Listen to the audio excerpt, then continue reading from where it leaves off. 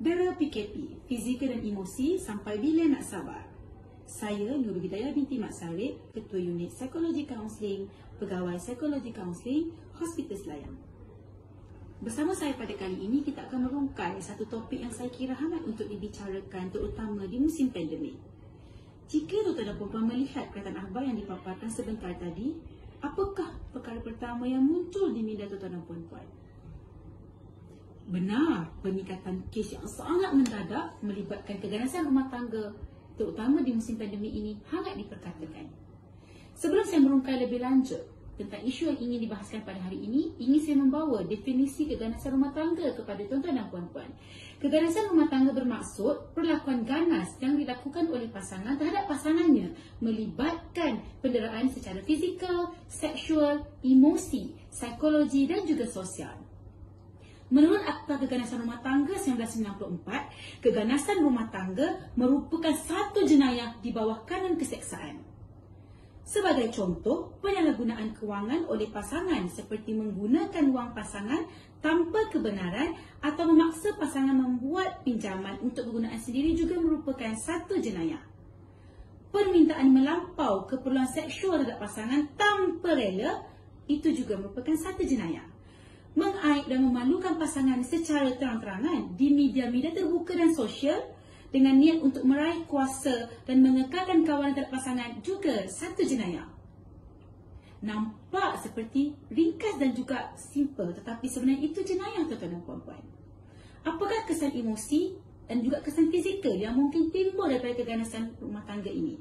Kesan emosi seperti marah, dendam, geram, sedih, terkilan, hilang keyakinan diri dan mungkin juga akan melibatkan berlakunya perubahan tingkah laku akan wujud di antara pasangan tersebut.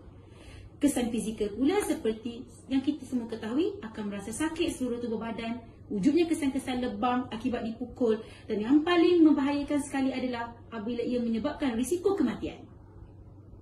Apakah punca keganasan rumah tangga ini? Punca keganasan rumah tangga ini bolehlah saya katakan bermula daripada faktor persekitaran dan juga faktor individu. Contohnya, pengalaman lampau mereka yang dibesarkan dalam suasana penderaan. Sama ada mereka ini menyaksikan atau menjadi mangsa dera, mereka juga telah diajar untuk tidak memartabatkan wanita. Ini jika bagi lelaki ataupun suami. Dan mereka perlu merasakan wanita lebih rendah daripada mereka. Mungkin golongan-golongan ini tergolong dalam kalangan pendera, iaitu pasangan kita sendiri. Namun dinafikan juga, mungkin ia juga melibatkan kepada penderaan lelaki, iaitu suami, di mana wanita ini merupakan mangsa dera yang dia ingin balas dendam kepada lelaki-lelaki telah menderanya, dan dia akan menyebabkan berlakunya keganasan rumah tangga secara tidak langsung. Yang kedua, apakah punca keganasan yang seterusnya, iaitu kecelaruan personaliti, di mana individu yang dikategorikan sebagai pendera ini mempunyai kecelaruan personaliti seperti mengambil alkohol dan penyalahgunaan dadah secara berlebihan. Yang ketiga, isu kepercayaan yang kebanyakannya berlaku di kalangan wanita mengikut kes-kes yang saya kendalikan, seperti wanita ini dibesarkan dalam suasana yang memang penuh dengan isu penderaan. Contohnya, ayahnya menderanya, ayah mendera ibunya. Jadi apabila mereka melihat situasi penderaan ini berterusan, mereka akan menganggap ataupun menjadi kepercayaan kepada mereka bahawa penderaan itu adalah satu perkara biasa dalam sebuah perhubungan rumah tangga. Akhirnya mereka memegangnya sebagai satu kepercayaan dan menyebabkan konflik yang mengakibatkan keganasan rumah tangga berlaku.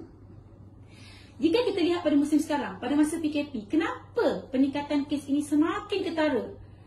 Isunya, yang pertama, pendera ataupun pasangan kita ini berada bersama dengan kita menghabiskan masa 24 jam kebanyakannya dengan kita. Jika sebelum ini 8 jam di pejabat, balik rumah ada 8 jam lagi. Balance yang lebih itu mungkin baru duduk bersama dan mengurangkan risiko konflik yang akhirnya mengundang kepada keganasan rumah tangga. Faktor yang kedua adalah pengasingan sosial yang menyebabkan berlakunya tahap tekanan yang tinggi dan tidak boleh untuk menghilangkan stres. Jika dulu pasangan kita, mungkin diri kita sendiri pun sebagai wanita mungkin keluar untuk bershopping dengan kawan-kawan, mungkin lelaki akan keluar mengetih, akan keluar ke kedai mamak melihat bola, ataupun kita yang perempuan akan keluar untuk shopping secara online maupun shopping secara fizikal. Tapi sekarang semua terbatas mengikut norma baru dan ini menimbulkan tahap tekanan yang sangat tinggi dalam seisi rumah tersebut. Akhirnya apa yang akan berlaku? Berlakulah penderaan kepada pasangan. Yang seterusnya, faktor yang berlaku adalah isu yang paling ketara sekali, iaitu isu kewangan. Di mana jika sebelum ini kita mempunyai sumber kewangan yang kukuh untuk memenuhi keperluan isi rumah. Tapi jika dilihat pada keadaan sekarang, suami dibuang kerja, isteri mungkin dikurangkan gaji, suami mungkin ada kecenderungan untuk dibuang kerja. Semua ini menimbulkan kerisauan yang tinggi, yang akhirnya apa yang akan menjadi mangsa konflik dalam perhubungan itu, isteri ataupun suami yang akan menjadi mangsa kemarahan, melepaskan emosi dan sebagainya. Akhirnya kesan kesihatan mental yang timbul adalah mereka akan mengingat segala peristiwa yang berlaku, trauma yang timbul, dan akhirnya mereka akan mengingatinya sehingga sepanjang hayat mereka. Faktor yang keempat adalah persekitaran rumah yang sempit ataupun tidak kondusif. Contohnya, kita duduk kat rumah flat, ada 2 bilik. Kita ada ramai ahli keluarga, mungkin 6 ataupun 7 orang satu ahli keluarga.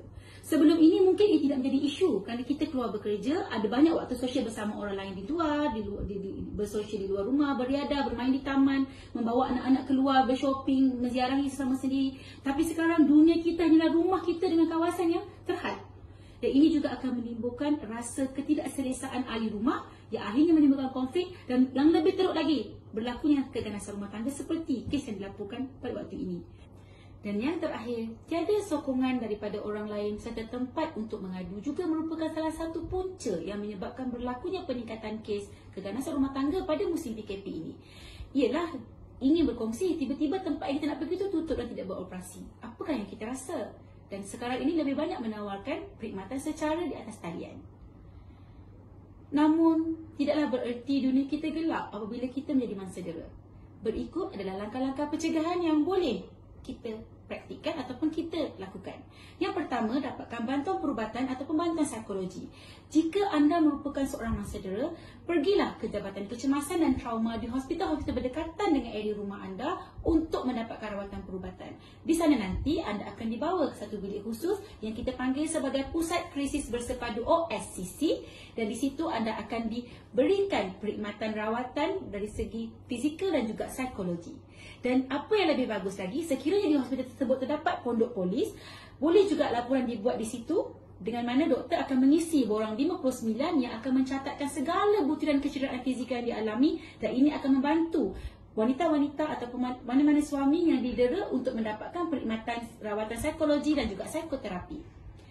Langkah kedua, apa yang perlu anda lakukan adalah mendapatkan bantuan daripada talian bantuan awam dan ataupun NGO. Hubungilah talian kasih 15999 untuk mendapatkan bantuan sokongan emosi supaya anda tidak merasa keseorangan. Ataupun anda juga boleh mendapatkan bantuan di mana-mana organisasi wanita yang menawarkan bantuan seperti Women's Aid Organisation WAO. Organisasi ini merupakan organisasi yang sangat mementingkan hak wanita dan sentiasa memartabatkan wanita supaya wanita tidak merasa keseorangan ataupun tidak mendapat pembelaan bila berlakunya sesuatu keganasan. Langkah ketiga, buatlah laporan polis. Anda boleh pergi ke mana-mana sahaja balai polis untuk membuat laporan. Nyatakan dengan jelas kejadian tersebut berserta dengan waktu dan tarikh supaya ini memudahkan penyiasatan pihak berkuasa. Jangan segan untuk meminta bantuan kerana pihak polis adalah individu yang sepatutnya anda meminta bantuan ketika berada dalam kesusahan. Langkah yang keempat, yang paling penting saya kira untuk wanita-wanita di rumah ataupun untuk semua pemangsa-mangsa dera adalah dengan merancang laluan keselamatan.